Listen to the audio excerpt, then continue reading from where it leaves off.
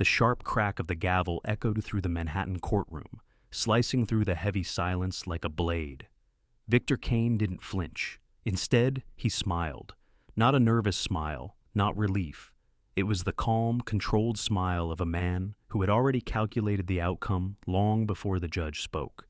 Elena Whitmore will receive a settlement of $200,000. All remaining assets, including Bennett Axis Holdings, are awarded to Victor Kane. A quiet murmur rippled through the room. Elena didn't move. She sat at the edge of the table, fingers lightly resting against the worn leather surface, her gaze lowered, not defeated, not broken, just still. Across from her, Victor adjusted the cuff of his tailored charcoal suit, the subtle gleam of his Rolex catching the overhead light. He leaned back in his chair, exhaling slowly, like a man finally stepping out of a long, inconvenient meeting. 10 years of marriage, reduced to a number that wouldn't even cover 1 year of his penthouse expenses. Victor reached for his Mont Blanc pen, rolling it once between his fingers before placing it neatly against the paper. He turned his head just enough to look at her, not with anger, not even with guilt, with something worse. Pity. "You should have taken the offer earlier," he said softly, his voice barely above a whisper. "This could have been easier for you." Elena didn't respond, didn't look up, didn't give him the satisfaction. From the gallery, someone shifted. A chair creaked, but Victor didn't notice, because in his mind, the story was already over. He had the company, the money, the future, the woman waiting for him in a Tribeca penthouse. The judge lifted her gavel again. "Is there anything further before this court is adjourned?" Victor's pen touched the paper, the signature, final, absolute, seconds away, and then a voice, calm, old, unshaken. "Your Honor, I believe the court is about to finalize a decision based on a financial structure that does not legally exist." The pen stopped. Victor froze. Slowly, he turned. At the back of the courtroom, a man in a simple gray jacket stood up, holding a worn leather folder in his hands. Elena's father. And for the first time that day, Victor Kane's smile disappeared. 10 years earlier, there was no courtroom, no polished wood, no $1 million settlements, just a cramped one-bedroom apartment in Brooklyn that smelled faintly of burnt coffee and ambition. Elena Whitmore sat cross-legged on the floor, her laptop balanced on a stack of unpaid bills. Across from her, Victor Kane paced back and forth, running a hand through his hair as numbers filled the whiteboard behind him. "This is it," he said, pointing at a messy cluster of arrows and formulas. "If we automate this process, companies won't just save time, they'll depend on us." Elena didn't answer right away. She studied the numbers, the flow, the gaps he hadn't noticed. Then she quietly reached for a marker and rewrote half his structure. "You're wrong here," she said, calm but certain. "This won't scale unless you fix the back end, and your cost projections are off by at least 30%. Victor stopped pacing. For a second, he just stared at her. Then he smiled. Not the cold smile from the courtroom, but something real. "You always do that," he said. "Why, but you make it work." That was how Bennett Axis was born. Not in a boardroom, not with investors, but on a scratch kitchen floor, fueled by instant noodles and sleepless nights. Elena handled everything no one saw. She negotiated their first vendor contracts using a borrowed iPhone with a cracked screen. She tracked expenses down to the dollar. She answered emails at 3 a.m., while Victor dreamed out loud about scaling into Manhattan. When their first small client signed, they didn't celebrate with champagne. They split a $6 pizza, and for a while, that was enough. Victor would fall asleep on the couch, exhausted, and Elena would drape a blanket over him before returning to her laptop. She believed in him, in them, in the idea that building something together meant staying together. But even back then there were moments, small, almost invisible cracks. Late one night, Victor stared at the Manhattan skyline glowing in the distance. "I'm not meant to stay small," he said quietly. Elena looked up. "You won't," she replied. "We won't." Victor didn't answer. He just kept looking at the city, as if it was already calling him somewhere she couldn't follow. Success didn't arrive all at once. It crept in quietly. First, it was a better laptop. Then a small office space in Queens, then a second client, then 10, and then suddenly, Manhattan. The day they signed their first major contract, Victor didn't celebrate with pizza anymore. He booked a table at the River Cafe. Elena remembered sitting across from him, the Brooklyn Bridge glowing behind his shoulder, watching the reflection of city lights dance in his glass of wine. "We did it," she said softly. As Victor smiled, but something about it had already changed. "We're just getting started," he replied. At first, Elena thought it was ambition. She admired that about him, but ambition has a way of growing teeth. The office moved to Park Avenue within a year. Glass walls, polished floors, a reception desk staffed by people who no longer knew Elena's name. Victor started wearing tailored suits. His Toyota was replaced by a black Mercedes S-Class that waited for him downstairs every morning. Elena noticed things, but she didn't complain. She worked harder, longer hours, more responsibility, less recognition. At meetings, Victor began introducing her differently.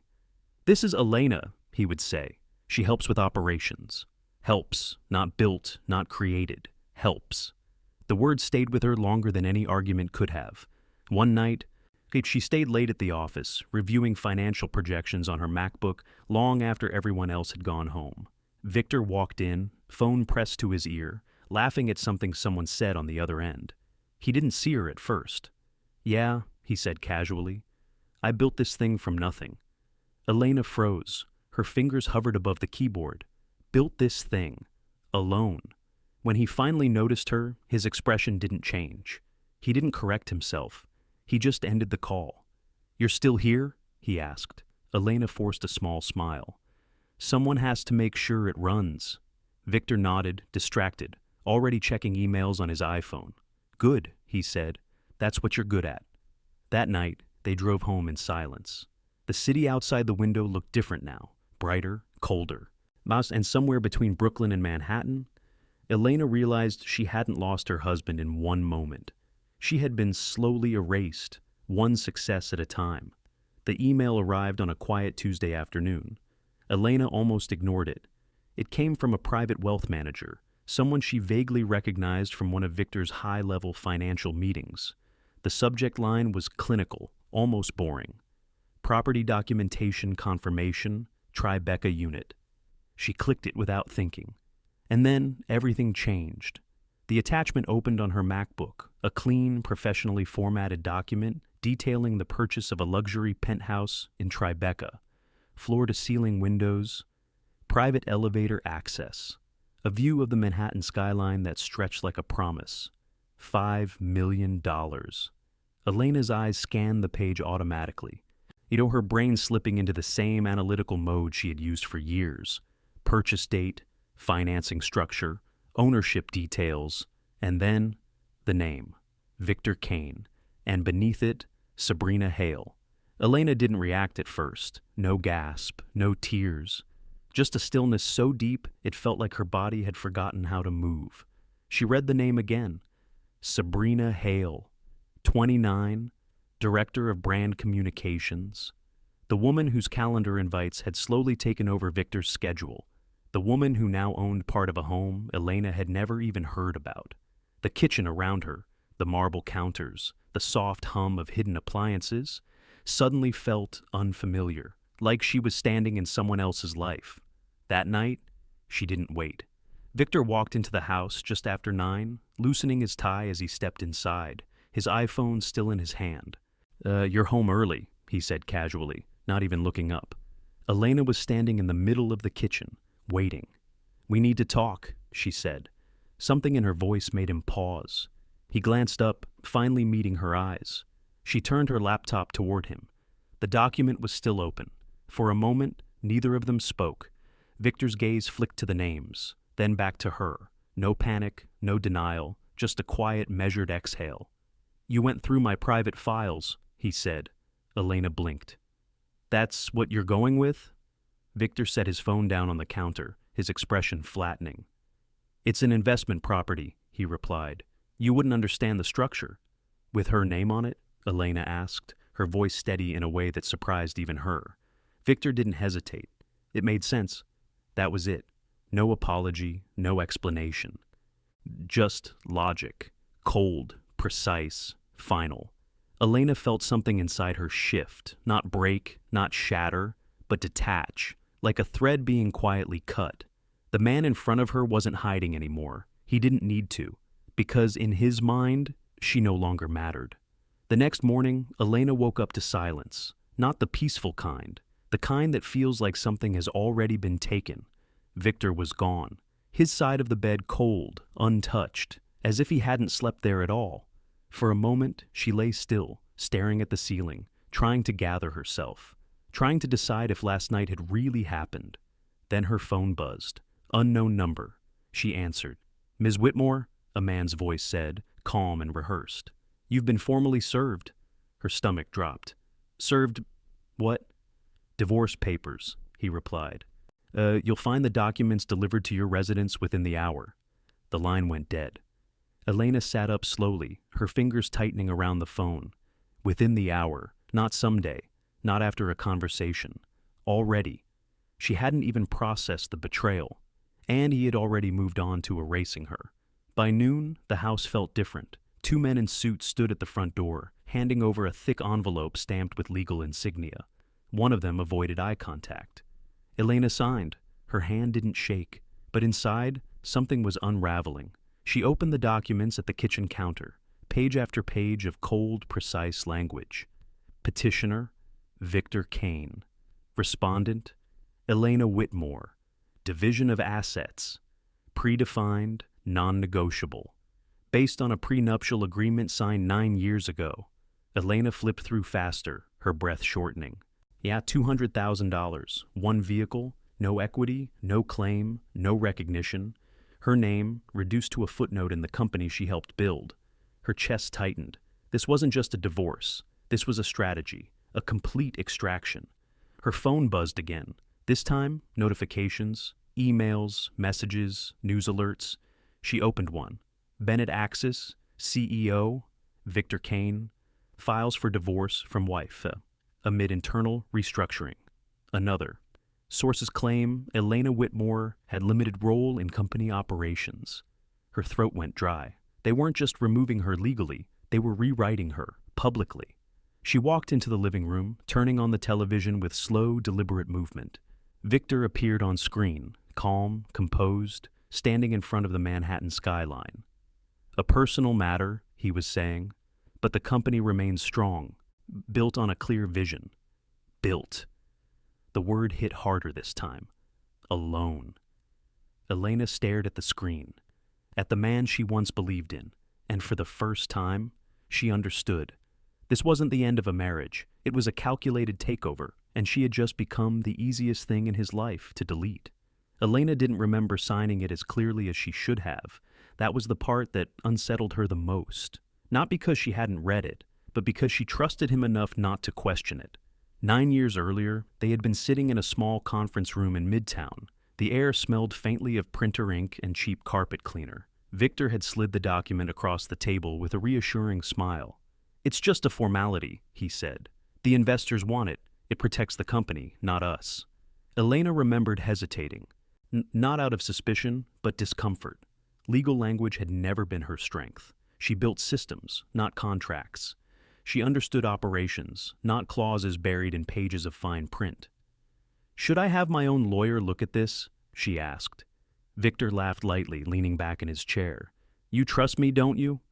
She did. That was the answer, and so she signed. Back then, the numbers in the document didn't mean much. The company was barely surviving. The idea of it becoming a billion-dollar empire felt distant, almost unrealistic. Now, standing alone in the same kitchen where she had once believed in everything they were building, Elena flipped through the scanned copy on her laptop again. The language was precise, too precise. Her eyes narrowed as she reread a section she hadn't noticed before. Nay, a full waiver of claim to all present and future corporate assets. That wording felt wrong, not unfamiliar. Wrong. Like something had shifted. She pulled up an older email archive, scrolling through files she hadn't opened in years. Her heartbeat quickened as she searched for the original draft. Minutes passed. Then, she found it. The version Victor had sent her before the meeting. Elena opened both documents side by side. Her breath caught. The clause wasn't there. Not like that. In the original draft, it had been limited, conditional, balanced. In the signed version, it was absolute, total. Her hands went cold. He had changed it, not after, not recently, back then, before she ever signed. A quiet knock echoed through the house. Elena didn't move. She just stared at the screen. May the two documents glowing side by side, like proof of something she hadn't been ready to see. This hadn't started with Sabrina. It hadn't started last year.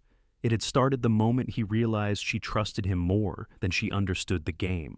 And suddenly, the divorce didn't feel like betrayal anymore.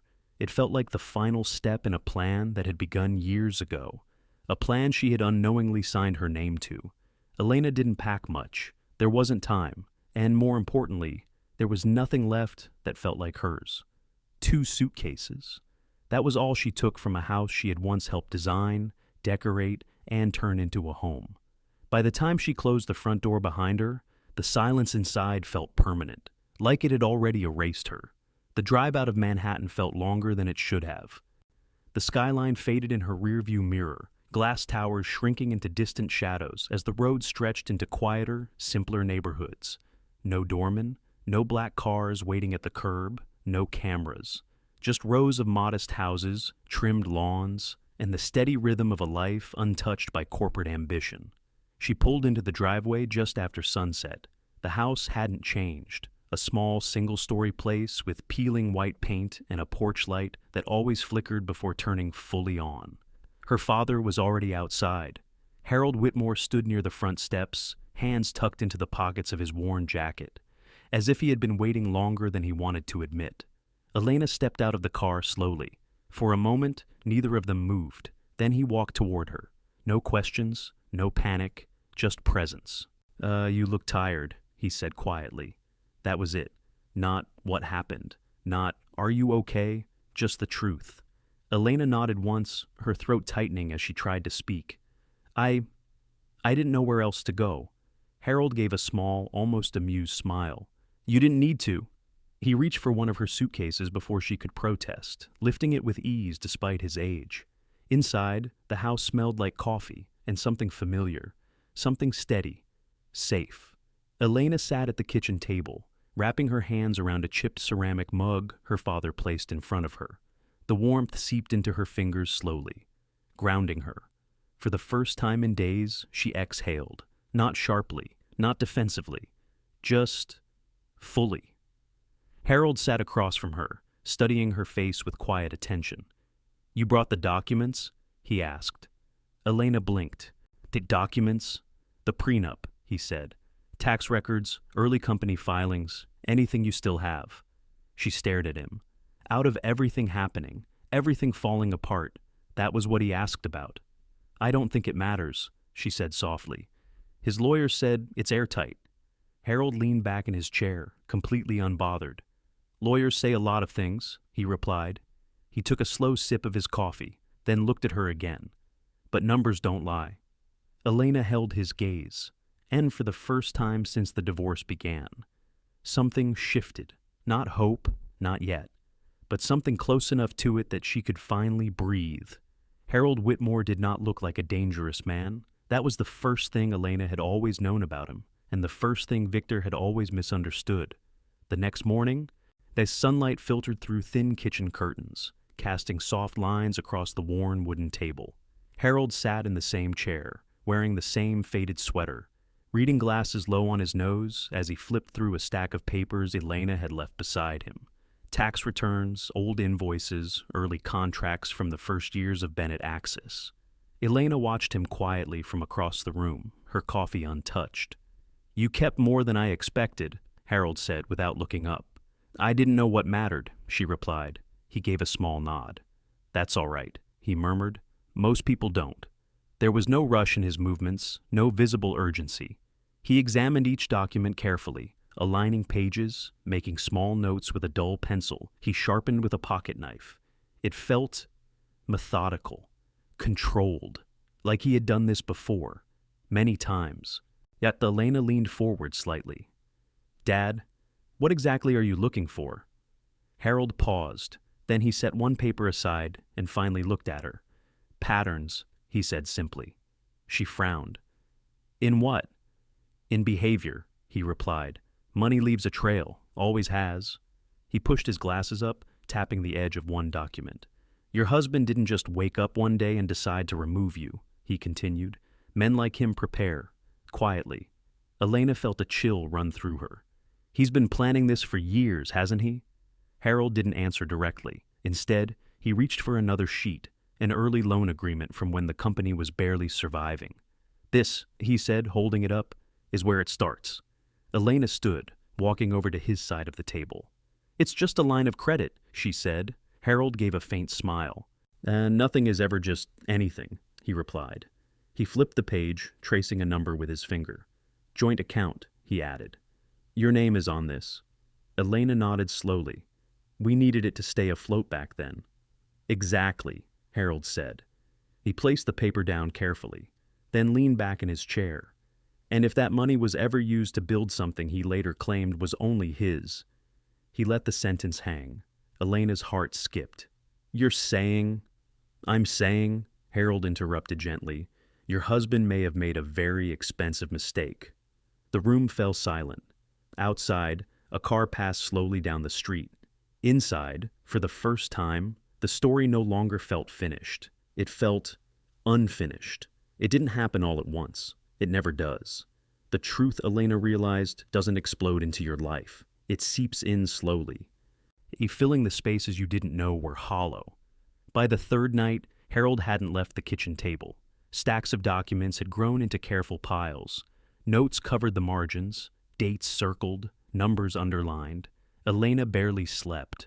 She would wake in the middle of the night and see the soft glow of the desk lamp still on. Her father hunched over the same papers, tracing something only he could see. That morning, she walked in quietly. Harold didn't look up. I found it, he said, just like that. No drama, no build-up. Elena's heart started pounding. Found what? He gestured for her to sit. Then he turned his laptop toward her. On the screen was a series of transactions, clean, organized, undeniable. At first glance, Harold said, it looks like a standard offshore structure. Elena leaned closer. Offshore? He nodded. It asks Cayman Islands, he said. Entity name, Silvergate Holdings. The name meant nothing to her. It shouldn't, Harold added. That's the point. He clicked through another document.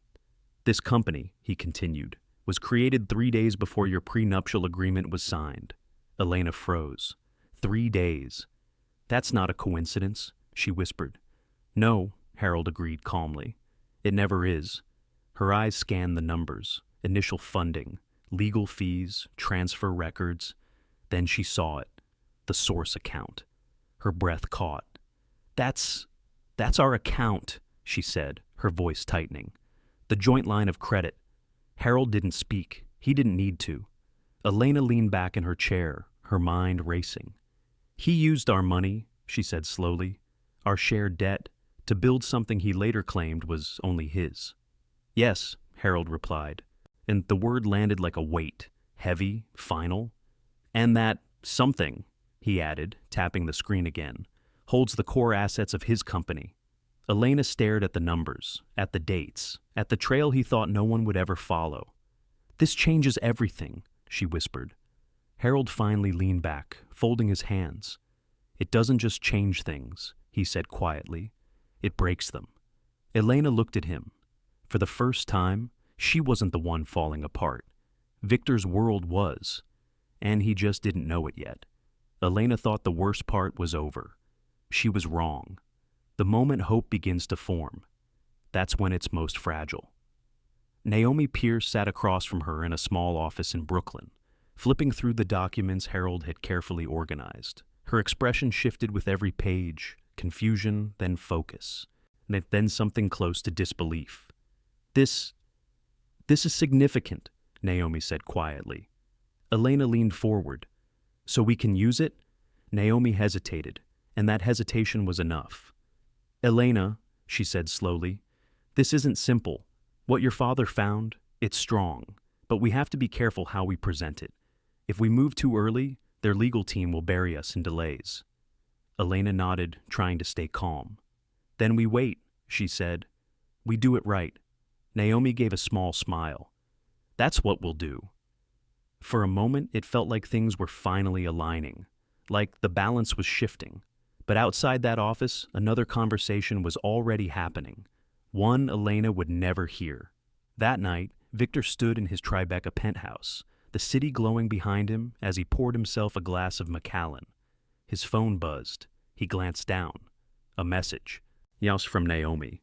They found something, offshore structure, possibly linked to early funding. Victor's expression didn't change. He simply stared at the screen for a moment longer than usual. Then he typed back, "Handle it."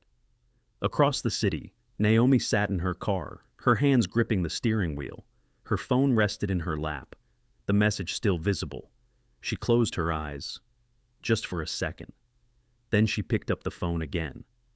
"I'll take care of it," she replied. Back at the house, Elena stood in the kitchen, watching her father sort through another stack of documents. "You trust her?" Harold asked without looking up. Elena paused. "She's our lawyer," she said. Harold nodded slowly. "Sometimes," he replied. "That doesn't mean what you think it means." Elena frowned slightly. "What are you saying?" Harold didn't answer right away. He just adjusted his glasses, his eyes moving back to the numbers in front of him. "I'm saying," he said quietly, "your husband didn't build his empire alone." Elena felt a chill run through her. "And people who help build something like that?" Harold's voice remained calm. "Usually protect it." Outside, the night deepened, and somewhere between trust and betrayal, Elena was about to learn that losing once wasn't the most dangerous thing. Believing you're finally safe was. Elena didn't sleep that night, not because she was afraid, but because something inside her had shifted. And once that happens, there's no going back to who you were before. By morning, the kitchen table was covered again. More documents, more notes, more quiet intensity from the man she thought she knew her entire life. Harold stood by the window this time, not sitting, staring out at the quiet street as if he were replaying something in his mind. "You didn't tell me everything," Elena said softly. He didn't turn. "I didn't," he admitted. The honesty hit harder than denial ever could. Elena stepped closer. "Why?" Harold finally faced her. "Because you weren't ready to hear it," he said. Her chest tightened. "And now I am?" He studied her for a long moment. "Yes." Silence settled between them. Then he walked back to the table and pulled out a separate folder, thinner than the others, but handled more carefully. "This," he said, placing it in front of her, "isn't about the company." Elena frowned. "Then what is it?" Harold opened the folder. Inside were copies of emails. Old ones. Years old. Elena leaned closer, scanning the first page. Her stomach dropped. They were between Victor and someone else, a legal consultant, dated just weeks before their wedding. Her eyes moved faster now. Subject lines, attachments, language that felt calculated. "I don't understand," she whispered. "You will," Harold said quietly. He pointed to a specific line. Elena read it once, then again. And then her breath caught. "Ensure full asset protection prior to marital agreement execution." Her hand trembled slightly as she flipped to the next page. More instructions, more planning, more intent. "This wasn't precaution," she said, her voice barely holding together. "This was strategy." Harold nodded. "Yes." Elena looked up at him, disbelief flooding her face. "He planned this before we were even married?" Harold didn't soften it. "Yes." The word shattered whatever illusion she still had left. For years, she thought the marriage fell apart over time. That success changed him. That ambition pulled him away. But this meant something else entirely. "He never intended to share anything with me," she said. Harold's expression remained calm. "No," he replied. "He intended to use you." The room felt smaller, heavier. Elena closed the folder slowly, her fingers lingering on the edge. Every memory she had, every sacrifice, rewritten in a single moment. "This changes everything," she whispered. Harold looked at her steadily. "No," he said. "This explains everything." And for the first time, Elena wasn't grieving what she lost. She was finally seeing what she had been standing inside all along. The courtroom felt colder the second time, not because anything had changed, but because Elena now understood exactly what she was about to lose. And Judge Harrington adjusted her glasses, flipping through the final stack of documents as the room settled into a heavy, expectant silence. Victor Kane sat perfectly still, confident, relaxed, like a man watching a movie he had already seen. Naomi stood beside Elena, but something about her presence felt distant now, detached. Elena noticed it, but it was too late to question anything. Based on the enforceable prenuptial agreement, the judge began, her voice steady and precise. This court finds no legal basis to award the respondent any claim to corporate assets. Each word landed like a quiet euter, controlled but devastating. Elena Whitmore will receive the agreed-upon settlement of $200,000. Elena's fingers curled slightly against the table. And one vehicle, as outlined in the agreement. That was it. 10 years. It reduced to a paragraph. Across the room, Victor exhaled slowly, his lips curling into the same measured smile, the one that never reached his eyes. Elena didn't look at him. She couldn't. Because if she did, she might break. And with that, the judge continued, this court is prepared to finalize the dissolution. Naomi didn't object, didn't interrupt, didn't even move. Elena felt something inside her collapse, not loudly, not dramatically, but completely. This was it. This was how it ended.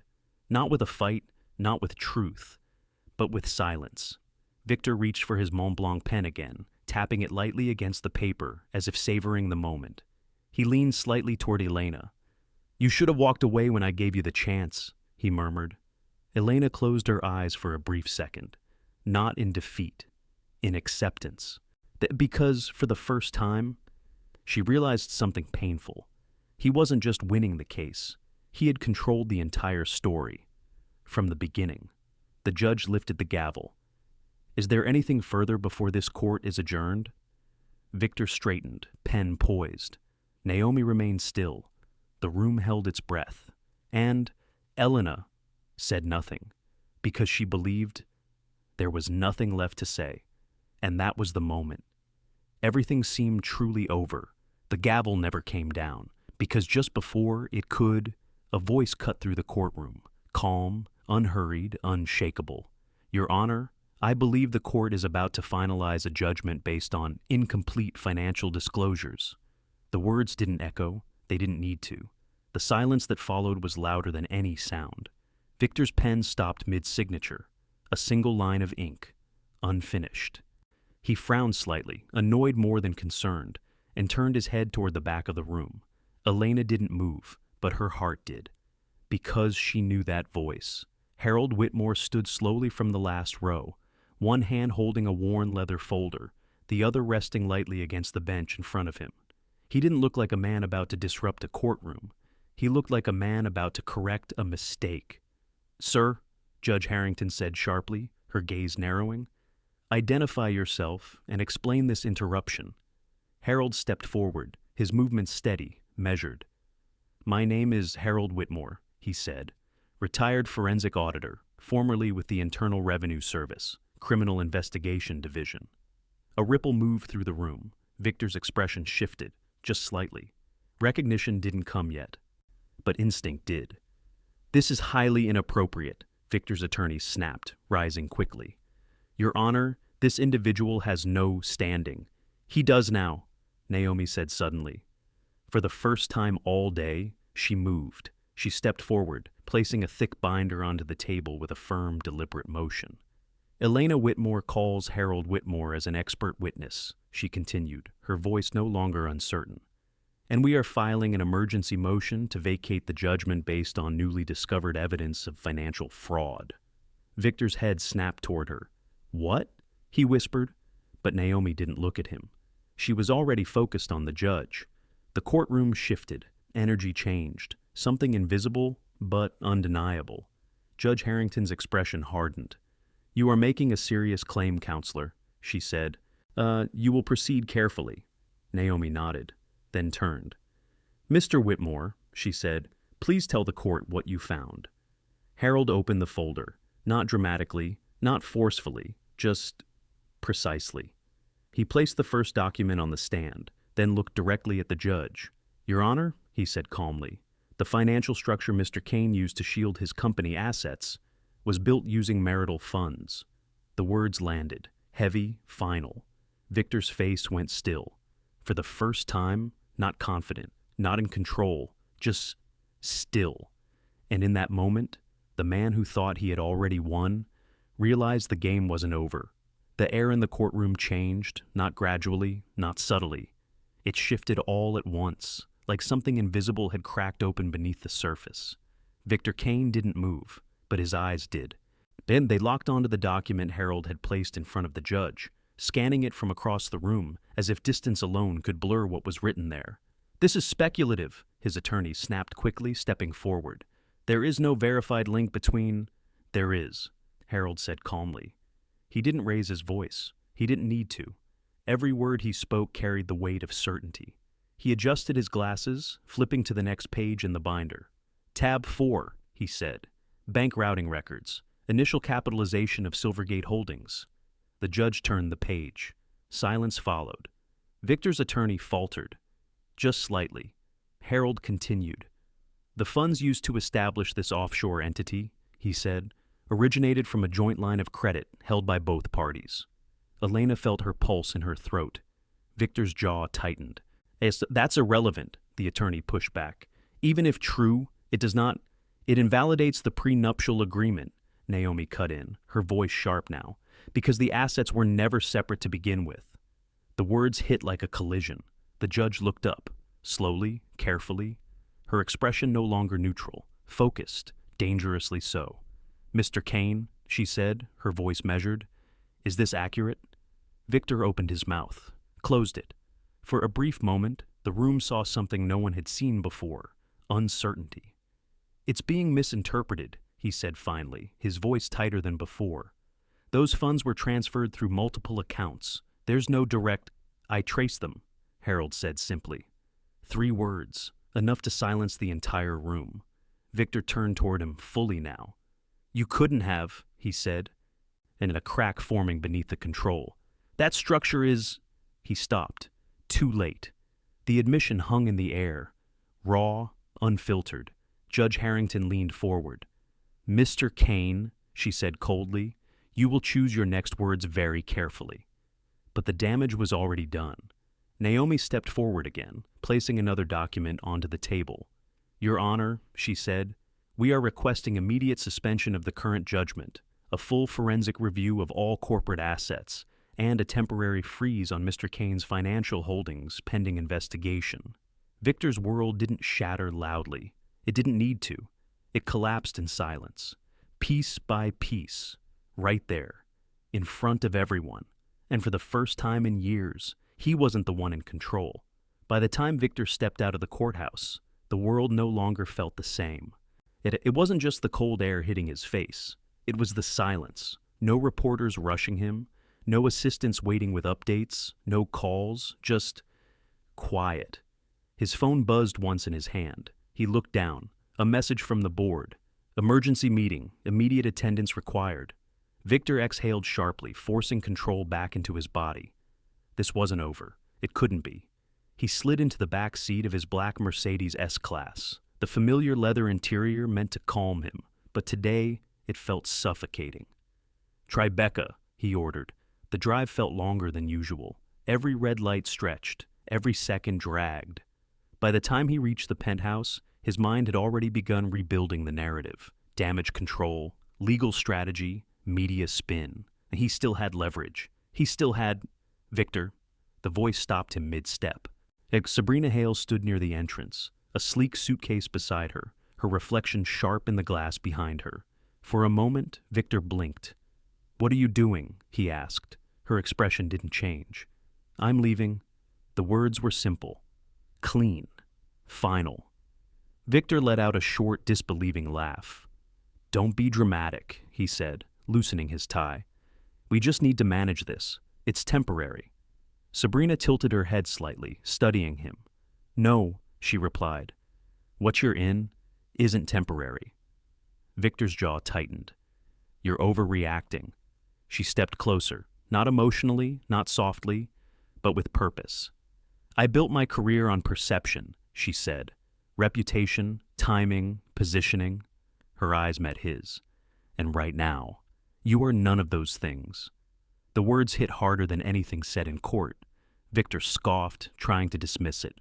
Like, I bought this place, he snapped. I put you here. Sabrina didn't react. The court froze it, she said calmly. Which means you didn't. Silence. Victor felt something unfamiliar crawl up his spine. Not anger, not frustration, fear. Sabrina picked up her suitcase. I don't stay where things are collapsing, she added. That's not strategy. That's suicide. She walked past him. No hesitation, no regret. The elevator doors opened, then closed. And just like that, Victor Kane stood alone in the space he thought proved he had won everything. Only now, there was no one left to believe it with him. The glass doors of Bennett Axis Tower reflected Victor Kane back at himself. For years, that reflection meant power, control, ownership. Today, it looked uncertain. He stepped inside anyway, his posture straight. As his expression rebuilt into something familiar, employees moved through the lobby, quieter than usual, their voices lowered just enough to notice. They saw him, but they didn't approach. That was new. Victor walked toward the executive access gate, pulling out his platinum key card. Without hesitation, he swiped it. Red. He frowned, swiped again. Red, a sharp, unforgiving sound. There seems to be an error, he said, turning toward security, irritation slipping into his voice. The guard didn't move, didn't apologize. Your access has been revoked, Mr. Kane. The words landed harder than they should have. Victor let out a short laugh, shaking his head. That's not possible. But the guard's expression didn't change. It's already been processed. Something cold settled in Victor's chest. No, he said, more firmly now. Call upstairs. The guard reached for his radio, but before he could speak, a voice came from behind. No need? Victor turned. Standing near the elevator was a man in a dark suit, holding a thin folder, flanked by two others. Victor Kane, he said calmly. I'm Daniel Brooks, court-appointed receiver. Victor stared at him. For a moment, the words didn't register. Receiver? He repeated. Daniel nodded once. As of 2 hours ago, control of Bennett Axis has been temporarily transferred pending financial investigation. Victor's pulse spiked. That's absurd, he snapped. You don't just walk into my company and take control. Daniel didn't react. This is no longer your company, he said evenly. Not in the way you think. Silence spread through the lobby. Employees slowed, watched. Victor stepped forward, lowering his voice. You have no idea who you're dealing with. Daniel met his gaze without hesitation. No, he replied. I know exactly who you are. He held out the folder. Which is why I suggest you read this before you try to walk past that gate again. Victor didn't take it. Didn't move. Because for the first time, the building behind him didn't feel like something he owned. It felt like something he had already lost. And everyone around him knew it. Victor didn't remember leaving the building. One moment he was standing in the lobby, surrounded by glass, steel, and quiet judgment. And the next, he was back inside his car, staring at his reflection in the dark window. It looked different. Not weaker, but exposed. His phone rested in his hand, heavier than usual. For the first time in years, there was no one left to call who could fix this. Not his lawyers, not his board, not Sabrina. There was only one number left, the one he had spent months trying to erase. He hesitated, just for a second, then pressed call. 3 rings, 4, then, hello? Elena's voice, calm, steady, unaffected. Victor swallowed, the words catching in his throat before he forced them out. Elena, listen to me. There was no response, just silence. I know what this looks like, he continued quickly. But we can fix it. This doesn't have to go further. Still nothing. Victor leaned forward, his voice tightening. I'll renegotiate everything, he said. You want equity? You'll have it. 50%. More. I'll put you back in the company. Your title, your authority, all of it. The words rushed out now, fast, desperate. "We don't need the courts," he added. "We handle this privately. Cleanly." A soft breath came through the line. Then Elena spoke. "You didn't offer me anything," she said quietly. Victor froze. "What?" "You didn't offer me a conversation," she continued. "You didn't offer me respect. You offered me an exit." Each word landed with quiet precision. Victor's grip tightened around the phone. "That's not—" "You tried to erase me," Elena said. No anger, no raised voice, just truth. Victor's chest tightened. "I was protecting what I built," he snapped, the old reflex slipping through. There was a pause. Then, "No," Elena replied. "You were protecting what you thought I didn't understand." Silence filled the space between them. Victor exhaled sharply. "Please," he said. And this time, it wasn't controlled. It wasn't calculated. It was raw. "They're talking about freezing everything. Investigations. I could lose—" "Everything?" Elena finished softly. The word echoed. Victor didn't answer, because he couldn't. Elena's voice came again, steady as ever. "You already lost it," she said. A beat. Then, the line went dead. Victor stared at the phone in his hand. No callback. No second chance. Just silence. And for the first time, he understood what it felt like. To have no one left willing to listen. 7 months later, Victor Kane stood in a very different courtroom. This one wasn't polished for corporate disputes or high-profile divorces. This one was quieter, harsher, real. There were no tailored smiles here, no controlled narratives, no room to spin the truth into something more convenient. Just facts and consequences. Victor no longer wore custom suits. The navy jacket hanging on his frame was standard issue, clean but lifeless. His hair, once perfectly styled, had grown uneven. The confidence that once defined him had been replaced by something far more human. Uncertainty. Across the room, federal prosecutors spoke in calm, measured tones, presenting evidence that felt almost mechanical in its precision. Wire transfers, offshore accounts, false disclosures. Every detail Harold Whitmore had uncovered, now expanded, verified, undeniable.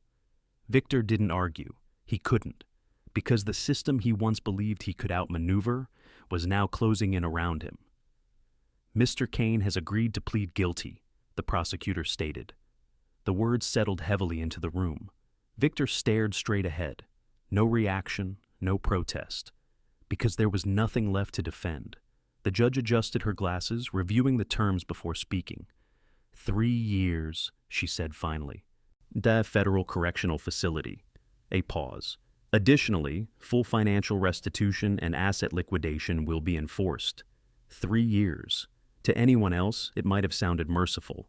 To Victor, it sounded like the complete collapse of a life he once controlled down to the smallest detail. The gavel came down. This time, it didn't echo like power. It echoed like finality. Later, as he was escorted out, no one stopped him. No cameras, no reporters, no allies. Just a hallway that felt longer than it should have. Back in Manhattan, the skyline remained exactly the same. Bright, untouchable, indifferent. The company he built no longer belonged to him. The penthouse had been sold. The woman he chose had disappeared without a trace. And the name Victor Kane, once spoken with admiration, was now spoken carefully, quietly, like a caution. Because in the end, he didn't lose everything in one moment. He lost it the same way he built it, step by step, decision by decision, until there was nothing left, and no one left, to blame but himself. The glass doors opened quietly, but every head in the lobby turned. Elena Whitmore stepped inside Bennett Axis Tower, not as a visitor, not as someone asking for permission, but as the person who now belonged there. The energy had changed. Months ago, this building had felt like a place that erased her. Now, it felt like something waiting, not for Victor, for her. She walked past the reception desk, her pace steady, her posture calm. There was no need to rush, no need to prove anything, because, for the first time, she wasn't fighting to be seen. She already was. The elevator doors closed behind her, lifting her toward the top floor where decisions were made, where she had once stood in the background. where she had once been introduced as someone who helped. When the doors opened, the boardroom was already full. Executives, investors, people who had watched everything unfold from a distance, and now sat in silence, waiting. Elena entered without hesitation. No announcement, no dramatic pause. She simply walked to the head of the table and took her seat. No one objected. That was the difference. A man across from her cleared his throat. "Ms. Whitmore," he began carefully, "given the current situation, we need direction." Elena folded her hands lightly on the table. Not defensive, not aggressive, just certain. "You'll have it," she said. Her voice wasn't loud, but it didn't need to be. Because it carried something Victor never understood: clarity. "We're restructuring," she continued. "Full transparency, every account, every contract, no exceptions." A few glances were exchanged around the room, not resistance, adjustment. "This company doesn't survive by pretending nothing happened," she added. "It survives by fixing what was broken." Silence followed. Then, a slow nod from one of the senior investors. Another, and then more. Not applause, something stronger. Agreement. Elena reached for the tablet in front of her, pulling up the first set of projections. Numbers she understood. Systems she built. A future she could actually control. Outside the window, the Manhattan skyline stretched endlessly, bright, unchanged. But Elena wasn't looking at it, because she didn't need to chase it anymore. She had already stepped into it, on her own terms, and this time, no one was going to take her place. The city never slowed down. Manhattan still pulsed with the same restless energy. Cars rushing past, lights reflecting off glass towers, people chasing something just out of reach. But Elena Whitmore no longer felt the need to chase anything. Not anymore. On a quiet Sunday afternoon, she drove away from it all. No driver, no schedule. Just an open road leading out of the city and into something softer, quieter, real. The house looked exactly the same. Small, simple, unimpressive to anyone who didn't understand what it held. Her father was in the backyard, just like always, kneeling beside a row of rose bushes, carefully trimming away what no longer belonged so something better could grow. Elena paused for a moment, watching him. And for everything that had happened, the courtrooms, the headlines, the collapse of an empire, this was what grounded her. "Hey," she called gently. Harold looked up, a slow smile forming as he stood, brushing dirt from his hands. "Well," he said, "look who finally remembered where decent coffee exists." Elena laughed softly. "I missed it." He handed her a freshly cut rose, red and perfect, as if nothing in the world had ever been broken. She took it carefully, not because it was fragile, but because it meant something. They sat together on the porch, 2 mugs of coffee between them, the air filled with quiet comfort, no urgency, no pressure, just peace. "You did good," Harold said after a while. Elena shook her head slightly. "We did." He didn't argue, because he knew. A car pulled into the driveway. Elena glanced over. A familiar figure stepped out, Daniel Brooks. No suit jacket this time, no distance. Just a man who had stood on the right side when it mattered. He walked up slowly, offering a small, respectful smile. "I didn't want to interrupt," he said. "You're not," Elena replied. There was no rush, no grand moment, just something steady beginning where something broken had ended. Inside, the world she once fought to belong to kept moving. But here, she had something better. Not just success, not just justice, but truth, family, and a future no one could take from her again. And for the first time in a long time. That was more than enough. So, that's how the story ends. And if you're still here with me right now, then maybe, just maybe, something in this story touched your heart in a way you didn't expect. Let's be honest for a moment. Life doesn't always break us loudly. Sometimes it slowly rewrites us, until one day we don't even recognize who we've become.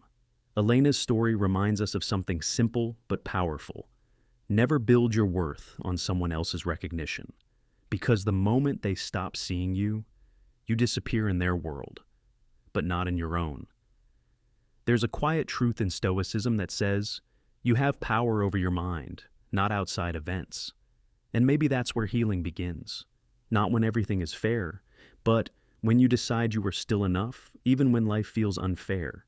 If you've ever been underestimated, overlooked, or made to feel small, remember this. Silence is not weakness. Sometimes it's preparation, and when truth finally speaks, it doesn't need to shout. So if this story stayed with you, take a second, like the video, share it with someone who might need it, and subscribe to the channel, because maybe the next story will be the one you needed all along. This story is a fictional narrative created for entertainment and emotional storytelling purposes.